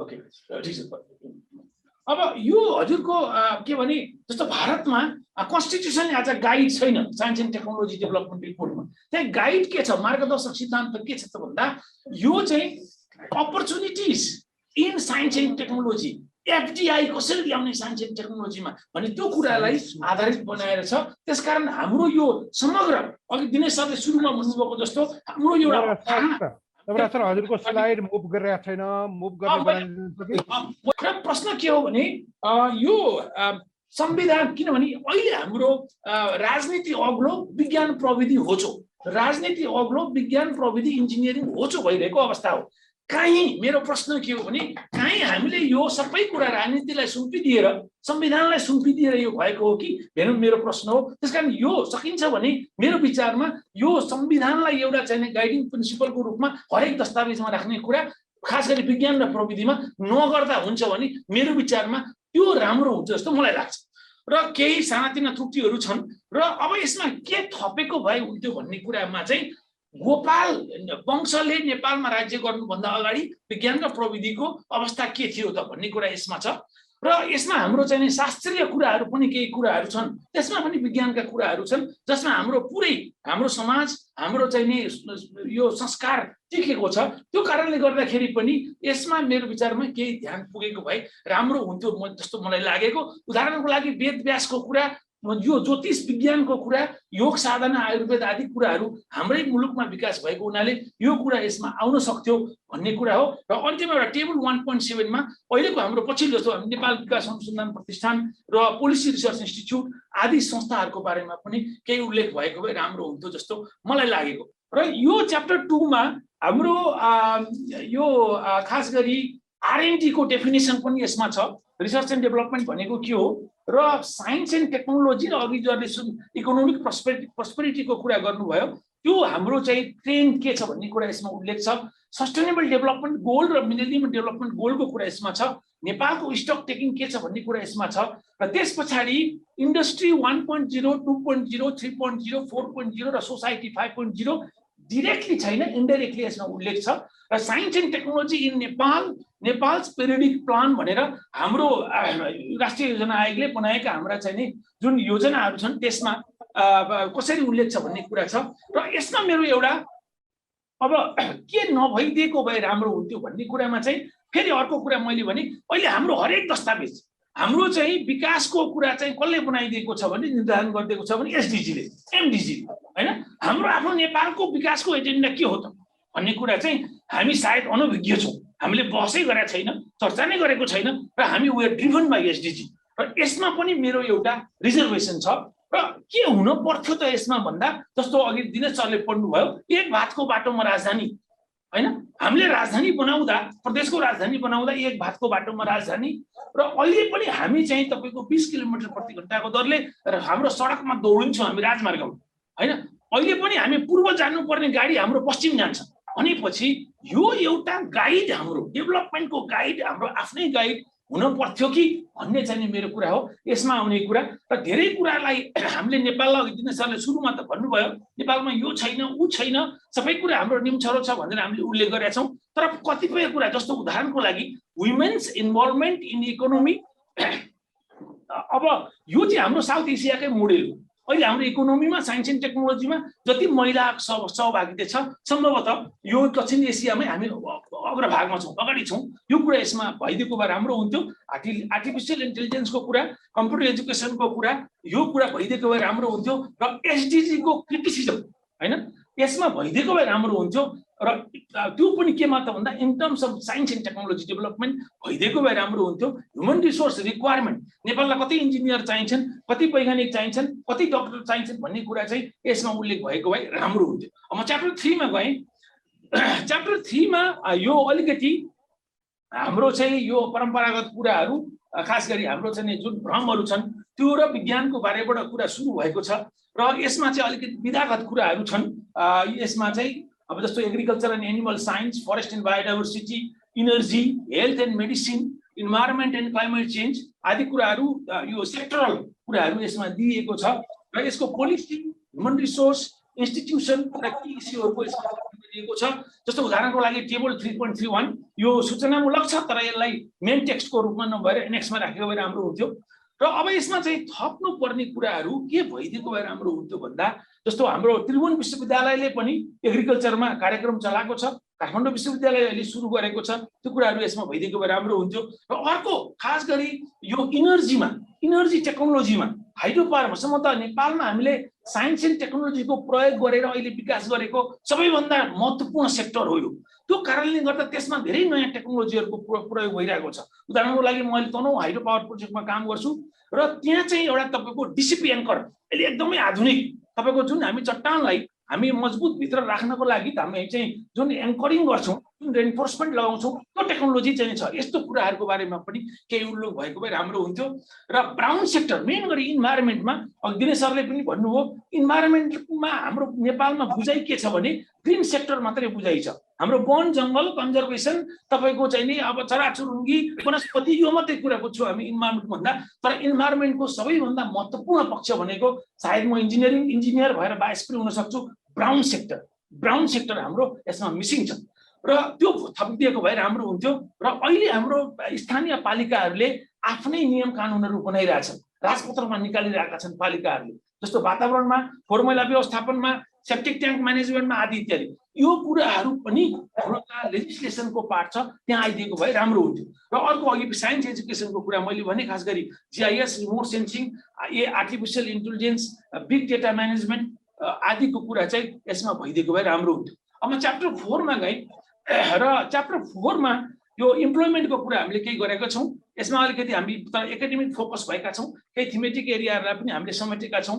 र अब यसमा यसको एउटा राम्रो कुरा यो ग्रेजुएसन र यो इनरोलमेन्टको रेट के छ भन्ने कुरा यसमा छ। सोसाइटीको बारेमा अघि दिनेश सरले भनिहाल्नुभयो, एजेन्सीहरूको बारेमा यसमा उल्लेख छ। र के कुरा यसमा नराखिदिएको भए राम्रो हुन्थ्यो भन्दा, जस्तो टेबलमा संस्कृत, नेपाल संस्कृत युनिभर्सिटीमा इन्जिनियरिङ कलेजहरू कति छन् भन्ने एउटा तपाईँको एउटा लाइन छ होइन, त्यो टेबलमा त्यो हटाइदिएको भए राम्रो हुन्थ्यो, किनभने संस्कृत युनिभर्सिटीमा इन्जिनियरिङ कलेजहरू छैन। र अर्को कुरा चाहिँ percentage of female student enrolment राखिदिएको भए राम्रो हुन्थ्यो, त्यसले हाम्रो एउटा राम्रो छवि दिन्थ्यो। अब जस्तो हामी नेपाल जिएसपीएस एलुमनाई एसोसिएसन भन्ने एउटा हामीमा चाहिँ थिङ्क ट्याङ्कको रूपमा हामीले काम गरिरहेछौँ, यसको म पनि सदस्य छु। यस्तो संस्थाहरूको कुरा पनि त्यसमा आएको भए राम्रो हुन्थ्यो। पिआरआईको मैले कुरा राखिहालेँ। र यसमा चाहिँ अर्को एउटा महत्त्वपूर्ण कुरा, former student and alumni creative project in Nepal. अहिले विदेशमा बसेका हाम्रो नेपाली अध्येताहरू नेपालमा केही परियोजनाहरू क्रिएट गरेर नेपालमा काम गरिरहनु भएको छ उहाँहरू, त्यहीँबाट उहाँहरूको बारेमा पनि केही उल्लेख भएको भए राम्रो हुन्थ्यो। र बाहिर रहेका केही संस्थाहरू जसले नेपाललाई आफ्नो कार्यक्षेत्र बनाएर काम गरिरहेका छन्, त्यसको बारेमा पनि केही कुरा उल्लेख भएको भए राम्रो हुन्थ्यो। अब च्याप्टर 5 मा गएँ म। च्याप्टर 5 मा यो ग्लोबल सिनारियो छ, त्यसमा खास गरी R&D मा अरू मुलुकमा के भन्ने कुरा यसमा छ। साइन्स अवार्ड, रिसर्च ग्रान्ट्सहरूको कुरा छ, पब्लिकेसनहरूको कुरा छ। यसमा मलाई खड्के केही लागेन, मैले डट राखेको छु। र यसमा चाहिँ अवार्डिङ एजेन्सीहरू, वेबसाइट र कन्ट्याक्ट डिटेल, जस्तो पुरस्कारको त्यहाँ कुरा हुँदाखेरि त्यो अवार्ड गर्ने एजेन्सी, त्यसको वेबसाइट, कन्ट्याक्ट डिटेल पनि भइदिएदेखि मेरो विचारमा यङ रिसर्चरहरूको लागि एउटा यो सूचनामूलक हुने थियो। र अर्को चाहिँ यो अहिलेसम्म नेपालमा कतिवटा प्याटेन्ट हामीले चाहिँ लिएका छौँ, कतिवटा अप्लाई गरेका छौँ, भन्ने कुरा चाहिँ यसमा राखिदिएको भए राम्रो हुन्थ्यो। यो मैले किन उल्लेख गरेँ भने हामीले नेपाल विकास अनुसन्धान प्रतिष्ठानले पनि एउटा हामीले प्याटेन्ट लिन सफल भएका छौँ। एउटा यो त्यो यस्तो कुराहरू यसमा आइदिएको भए राम्रो हुन्थ्यो। र अर्को कुरा चाहिँ के प्याटेन्टहरूको उदाहरण दिएको भए पनि राम्रो हुन्थ्यो, खास गरी यङ रिसर्चरहरूलाई यसले चाहिँ धेरै ऊर्जा दिने थियो। र यो अर्को कुरा चाहिँ स्ट्यान्डर्ड र स्ट्याट्युटरी रिक्वायरमेन्ट, जस्तो स्ट्यान्डर्ड नेपाल ब्युरो अफ स्ट्यान्डर्डले धेरै कुराको स्ट्यान्डर्डहरू बनाएको छ र त्यो स्ट्यान्डर्डहरूको बारेमा पनि केही उल्लेख भएको भए राम्रो हुन्थ्यो। किनभने त्यो मेरो विचारमा त्यो पनि एउटा साइन्स एन्ड टेक्नोलोजीको आउटपुट इन्डिकेटरको रूपमा त्यसलाई हामी लिन सक्छौँ। र अर्को च्याप्टर 6 मा अब एसटिआई प्रायोरिटी र प्रायोरिटी डिटर्मिनेसन भनेर तपाईँको यसमा छ। र यसमा चाहिँ यो वर्कसपको कुरा जुन दिनेश सरले अघि राखिसक्नु भयो, प्रायोरिटी डिटर्मिनेसनको कुरा छ र यो कम्युनिटीको पर्सपेक्टिभ के छ भन्ने कुरा यसमा छ। र अर्को चाहिँ यसको एउटा सबैभन्दा महत्त्वपूर्ण पक्ष यसले उजागर गरेको रिमुभल अफ पोलिटिकल इन्टरभेन्सन। त्यसलाई अहिले म लास्टमा अलिकति आउँछु। एकदम महत्त्वपूर्ण कुरा राजनैतिक हस्तक्षेपलाई एउटा कसरी हामी चाहिँ नि सम्बोधन गर्ने यो कुरालाई र शून्य सहनशीलता। हाम्रो विश्वविद्यालयमा, हाम्रो कलेजहरूमा, हाम्रो नास जस्तो संस्थामा राजनैतिक यो चाहिँ नि जुन एउटा हस्तक्षेप छ त्यसमा हामी शून्य सहनशीलताको नीति कसरी ल्याउन सक्छौँ भन्ने कुरामा केही उजागर गरिएको छ यसमा। त्यो मलाई एकदमै राम्रो लागेको कुरा हो। र यसमा चाहिँ अब हटाउनु पर्ने कुरा यसमा जस्तो इन्भाइरोमेन्ट, काहीँ इन्भाइरोमेन्ट एन्ड अर्थ साइन्स भनिएको छ, काहीँ इन्भाइरोमेन्ट एन्ड क्लाइमेट चेन्ज भनिएको छ। त्यसले गर्दा अलिकति अन्यल सिर्जना हुने देखिन्छ र यस्तो टर्मिनोलोजीमा एउटै भएको भए राम्रो हुन्थ्यो। र यसमा के थपेको भए राम्रो हुन्थ्यो त भन्दा अघि पनि मैले भने ब्राउन सेक्टर, यो इन्भाइरोमेन्टको ब्राउन सेक्टरको कुरा, त्यसपछि यो चाहिँ मैले भने introduction of zero tolerance policy for politics in academia and bureaucracy. यो कुराको हामीले उजागर गर्नै पर्छ। यो हाम्रो साइन्स एन्ड टेक्नोलोजीसँग जोडिएको कुरा हो। यो हरेक हामी चाहिँ अध्येताहरूसँग जोडिएको कुरा हो। यो हामीले राख्नै पर्छ, एकदमै स्ट्रङली राख्नुपर्छ भन्ने कुरा चाहिँ म यहाँलाई निवेदन गर्न चाहन्छु। अब अर्को कुरा चाहिँ यो details of science and technology requirement in public facility interface. जस्तो उदाहरणको लागि विज्ञान र प्रविधिमा अहिले हामी चाहिँ हरेक हाम्रो पब्लिकलाई, हरेक सर्वसाधारण जनतालाई, चाहे त्यो गाडीमा हिँड्दा होस्, चाहे त्यो सडकमा हिँड्दा होस्, चाहे हाम्रो तपाईँको चाहिँ नि यो कार्यालयमा काम गर्दा होस्, चाहे त्यो शौचालय प्रयोग गर्दा होस्, त्यो इन्टरफेसमा साइन्स एन्ड टेक्नोलोजीको कुरा छ। त्यसकारण यी सर्वसाधारण जनताहरूलाई सिधै प्रभाव पार्ने कुराहरूलाई अलिकति उजागर गरेर हामीले चाहिँ राखिदिन सकेको भए राम्रो हुन्थ्यो भन्ने मलाई लाग्छ। र अब अन्त्यमा मैले 2-3वटा स्लाइड चाहिँ मैले सकिहालेँ र मैले आदरणीय रामबाबु नेपाल सरलाई आज मैले निमन्त्रणा गरेको छु, उहाँ यहाँ सुनिरहनु भएको छ। र मैले यो किन कुरा उजागर गरेको भने उहाँले एउटा एकदमै राम्रो पुस्तक लेख्नु भएको छ। त्यो पुस्तकको नाम हो ज्ञान व्यवस्थापन, अवधारणा र अभ्यास भन्ने। र यो नलेज म्यानेजमेन्टको सम्भवतः धेरै राम्रो किताब सरले हामीलाई दिनुभएको छ। र यो किताब मैले किन उल्लेख गरेँ भने यो किताबमा मैले एउटा सानो भूमिका लेख्ने मैले यो अवसर पाएको थिएँ। र त्यसमा मैले यो खास गरी हिमालय शमशेरले एउटा सम्झना र चिन्तन भन्ने किताब लेख्नुभएको छ। त्यो किताबको टेक्स्ट मैले यहाँ राखेको छु र त्यसमा एउटा विचार दान नगर्ने अल्छीहरू भन्ने चाहिँ नै शब्दावली छ। यो मैले भन्नु लागेको कुरा के भने सम्भवतः यो अघि दिनेश सरले कति 80-85 कति हाम्रो अध्येताहरूले यसमा योगदान गर्नुभयो भन्नुभयो। यो सबै अध्येताहरूलाई म सलाम गर्न चाहन्छु, किनभने यहाँहरूले किता छुट्याउनु भयो। किता के छुट्याउनु भयो भने हामी धेरै विचार दान नगर्ने अल्छीहरूको कितामा छौँ, तर तपाईँहरूले आफूलाई विचार दान गर्ने जाँगरिरहेको किताबमा यो साइन्स एन्ड टेक्नोलोजी रिपोर्टको माध्यमबाट उभ्याउनु भयो। यसकारण यहाँहरू सबैलाई म सलाम गर्न चाहन्छु। र अब कन्क्लुजनमा यसमा अलिकति यो तपाईँको केही सामान्य यो त्रुटिहरूदेखि लिएर केही कुराहरू यसमा छन्। अलिकति छपाईमा पनि यसमा चाहिँ तपाईँको केही समस्या छ त्यो रिपोर्टमा मैले हेरेकोमा। र अब अन्त्यमा एउटा कुरा मैले यहाँलाई निवेदन गर्नुपर्ने कुरा के भने यो हाम्रो यो नास्टको जन्मदिन जुन दिन अहिले यो पुस्तक हामीले विमोचन गऱ्यौँ त्यो दिनमा यो हाम्रो नास्टको चाहिँ कार्यकक्षमा यो हाम्रो परिसरमा सरस्वती र गणेशको पूजा हुँदो रहेछ त्यो दिन। र एउटा रोचक कुरा के भने सरस्वती र गणेश भित्र हुनुहुन्छ, बाहिर चाहिँ रोबोट हुनुहुन्छ त्यहाँ। र अब यहाँनिर कुरा के आयो भने अहिले हाम्रो लागि एउटा ठुलो चुनौती, ठुलो समस्याको रूपमा हामीले यो किन लिइरहनु पर्छ जस्तो मलाई लाग्छ भने हाम्रो आदरणीय जीवराज पोखरेल पूर्व उपकुलपति, अहिलेको हाम्रो उपकुलपति हाम्रो डाक्टर सुनिल बाबु श्रेष्ठ, उहाँहरू सरस्वती र गणेशको मात्रै पूजा गर्नुहुन्छ मलाई थाहा छ। तर यो क्रममा कोही यो दुर्गाको पूजा गर्ने, कालीको पूजा गर्ने मान्छे आयो भने सम्भवतः हामीलाई समस्या पर्न सक्छ। किनभने यो तपाईको चाहिँ एउटा अम्बेडकर, भारतको संविधान बनाउने अम्बेडकरले भनेको, यहाँले यो पढ्नुभयो होला, यो म पढेर सुनाउँछु। Bhakti in religion may be a road to the salvation of the soul, but in politics, bhakti or hero worship is a sure road to degradation and to eventful dictatorship भनेर उहाँले चाहिँ यो कुरा भन्नुभएको छ। त्यो कारणले गर्दा अन्त्यमा भक्तिले ज्ञान हुन्छ, विनयले मान प्राप्त हुन्छ र योग्यताले स्थान प्राप्त हुन्छ र यो तीनवटै मिलेपछि सम्मान प्राप्त हुन्छ रे। त्यसकारण यसमा अलिकति यो समीकरणमा गडबड भयो भने त्यो के हुन्छ त्यो यहाँहरूले बुझ्नुभएकै छ। यति भनेर म यहाँहरूलाई यो सुनको माला अर्पण गर्दै मेरो प्रस्तुति यही अन्त्य गर्छु। धन्यवाद। धेरै धेरै धन्यवाद डाक्टर नवराज खतिवडा सर। एकदमै राम्रोसँग यो पुस्तकमा भएको कुराहरूलाई समालोचना गरिदिनु भएकोमा र अरू कुराहरू थप गरिदिनु भएकोमा धेरै धेरै धन्यवाद। र फेरि पुनः यो पुस्तकमा योगदानकर्ताहरूको लागि हामी फेरि सम्झन्छौँ। यति भन्दा हाम्रो समय अलिकति पार भइसकेको छ, तर एकदमै महत्त्वपूर्ण विषय भएको हुनाले अलिकति हामीले लम्ब्याउँदा पनि हामीलाई बेफाइदा भएन। अब म चाहिँ हाम्रो पूर्व मन्त्री कल्पना धमलाज्यूलाई, यो धेरै राजनीतिको कुराहरू पनि आयो, यो चाहिँ यहाँ हामीलाई यो साइन्स एन्ड टेक्नोलोजीलाई माया गर्ने मन्त्रीज्यूहरू हुनुहुन्छ, त्यसमा हामीलाई धेरै भरोसा आँट र आशा पनि लागेको छ। म पूर्व मन्त्री कल्पना धमलाज्यूलाई आफ्नो छोटो मन्तव्य राखिदिनुको लागि अनुरोध गर्छु। नमस्कार। यहाँ उपस्थित पूर्व मन्त्री गणेश शाहज्यू, त्यस्तै गरी प्राज्ञ ज्यूहरू, प्रोफेसर डाक्टर साहबहरू, सबैमा नमस्कार। अब अघि नै नवराज सरले भनिसक्नु भएको छ, योग्यताले ज्ञान प्राप्त हुन्छ। अब म चाहिँ योग्यताको हिसाबले साइन्सको स्टुडेन्ट होइन। भुजू सरले पनि धेरै कुरा राखिसक्नु भएको छ। अब धेरै रसा पढेर आउनुभएको प्रोफेसर डाक्टर साहबहरू यहाँ उपस्थित हुनुहुन्छ। स्वयं गणेश शाह नै पनि रसा पढेर आउनुभएको।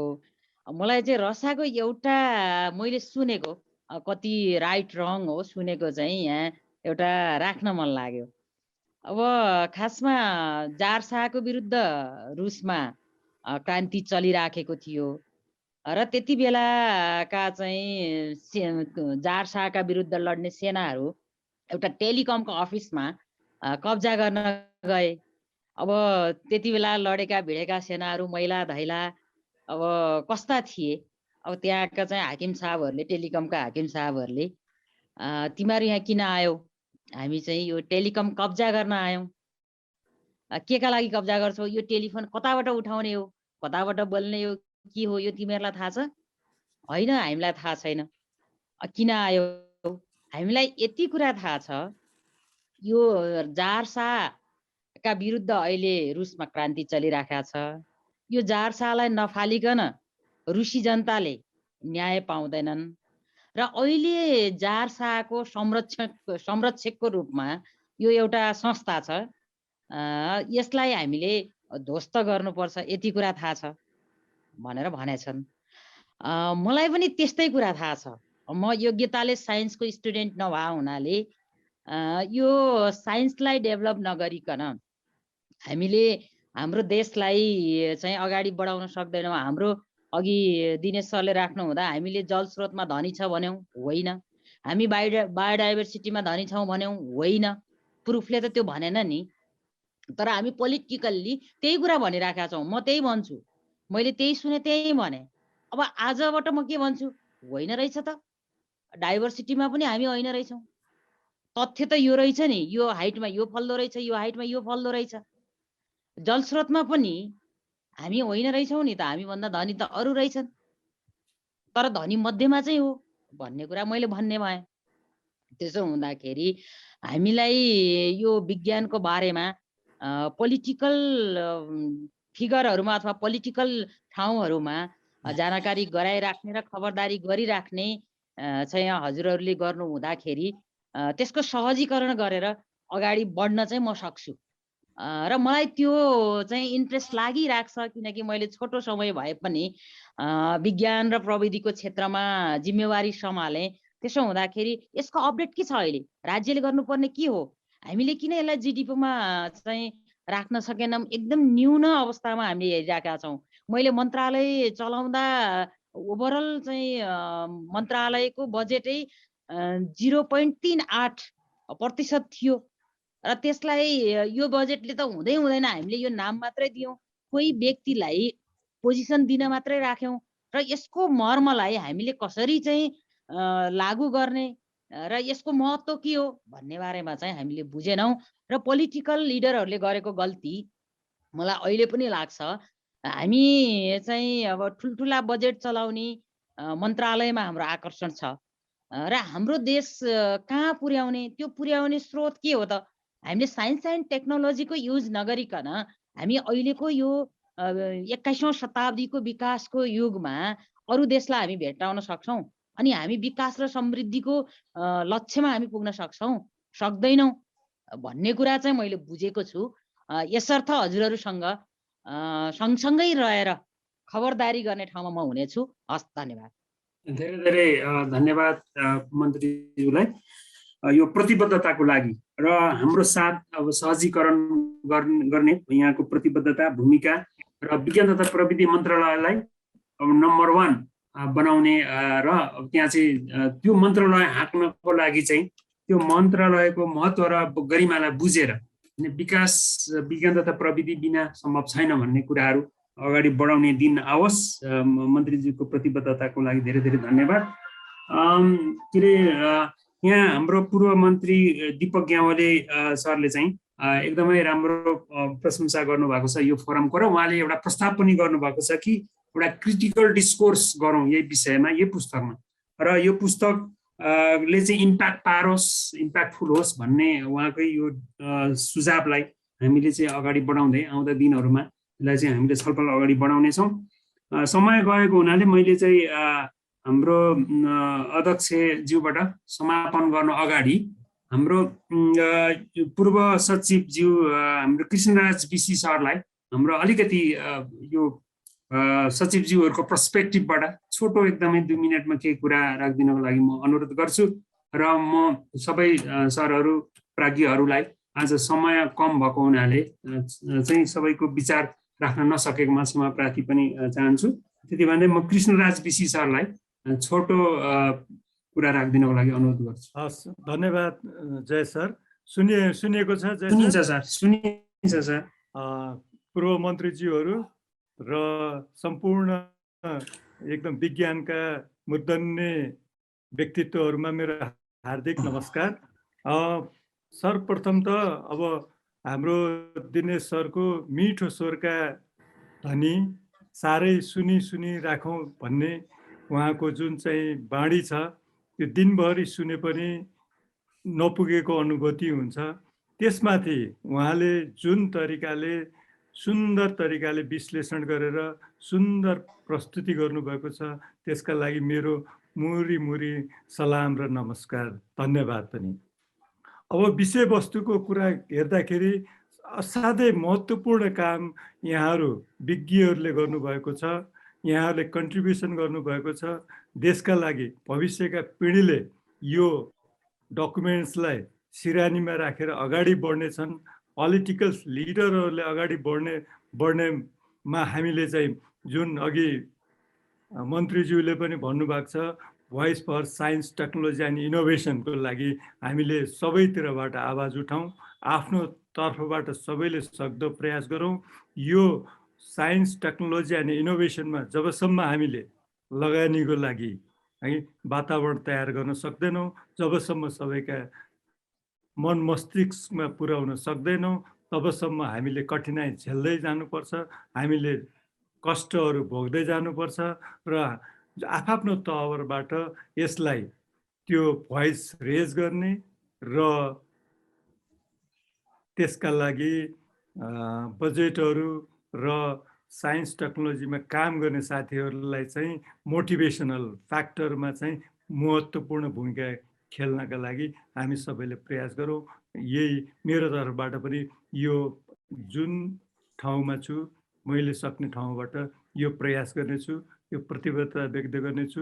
यस्ता कामहरू अझ अग्रसर रूपले हुन् यही कामना गर्छु। धन्यवाद। हस्, धेरै धेरै धन्यवाद पूर्व सचिवज्यूलाई। उहाँले भन्नुभएको जस्तै यो सिरानीमा राखौँ हामी सबैले भन्नाले अब यहाँ धेरै प्राज्ञ पूर्व उपकुलपतिज्यूहरू पनि देखेको छु र यो वास्तवमा यो submitted to NAST and ministry of education science and technology भएको हुनाले अब केही न केही यो सबमिटेड भइसकेपछि यो डकुमेन्टले, यो किताबले, यो पुस्तकले अब आवाज गर्नुपर्छ भन्ने हामीलाई लाग्छ र त्यो आवाज बुलन्द बनाउने कुरामा हामी सबैजनाले सहजीकरण गर्ने प्रतिबद्धता पनि आएको छ र हामी गर्छौँ पनि। यति भन्दै म अब चाहिँ यस सबैजनालाई धेरै धेरै धन्यवाद। विशेष हाम्रो रामबाबु सर क्यानाडाबाट ढिलो भए पनि जोडिनु भएको छ, उहाँलाई पनि विशेष धन्यवाद। र म चाहिँ कार्यक्रम छुट्याउने अनुमति चाहन्छु र अध्यक्ष हाम्रो पूर्व मन्त्री गणेश शाहज्यूलाई कार्यक्रममा आफ्नो मन्तव्यसहित कार्यक्रम समापन गरिदिनुको लागि अनुरोध गर्छु। गणेश शाह सर। धन्यवाद जय सर। अब यो लेट भइरहेको थियो त्यसैले मैले 2-3वटा कुरा मात्र भन्छु। पहिलो कुरो सबैजनालाई धन्यवाद। र अघि हाम्रो नवराज सरले यो नलेज के रामबाबु जो लिखित किताब जुन भन्नुभयो नि, यो किताब यो सबै भने नलेज बेस्ड वर्क गर्नेतिरको एउटा संस्कार विकसित गर्नको लागि मलाई लाग्छ यो नयाँ एउटा आयामको सुरुवात गर्नुपर्छ। त्यसैले मेरो एउटा प्रस्ताव के छ भने रामबाबु नेपालजीलाई नेक्स्ट एपिसोड या त्यसपछि कुन एपिसोडमा चाहिँ उहाँको त्यो जुन पुस्तक छ यो ज्ञानको के आधार दियोस् है त्यो बारेमा पनि एउटा सुरु गरौँ भन्ने मलाई लाग्छ।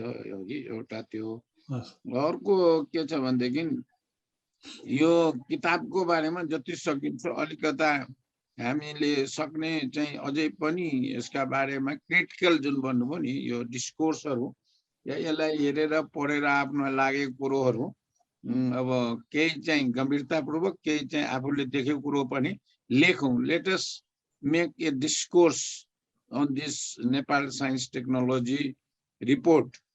किनभने डिस्कोर्स सुरु भएपछि बिस्तारै यसलाई डिस्कोर्स भन्दाखेरि राजनीतिक वृत्तिको हुनसक्छ, कुनै बेला मैले अघि नै भने साइन्टिफिक तिनीहरू गरौँ।